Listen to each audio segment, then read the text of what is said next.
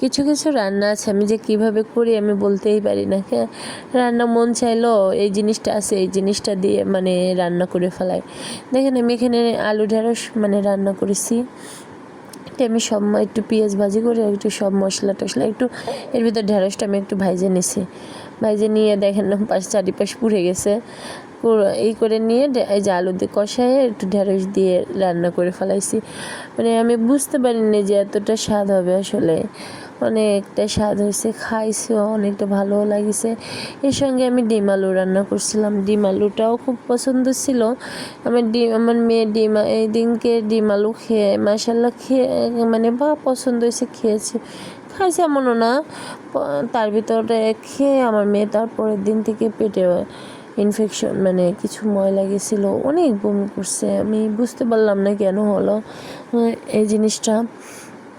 তাই সবাই আমার মেয়ের জন্য মাশাল্লাহ বলে যাবেন। আমার মেয়ের মাঝে মাঝে আমি একটু ভিডিও দিই, আমার ছেলের ভিডিও আমি দিতে পারি না, সে খুবই করে। তাই সবাই ভালো থাকবেন, সুস্থ থাকবেন, সবাই সবার পাশে থাকবেন, দোয়া করবেন যেন সবাই সবার। দেখেন ডিমের কালারটা কত সুন্দর হয়েছে, দেখছেন? রান্না করছে খুব ভালো হয়েছে। সবাই ভালো থাকবেন, সুস্থ থাকবেন।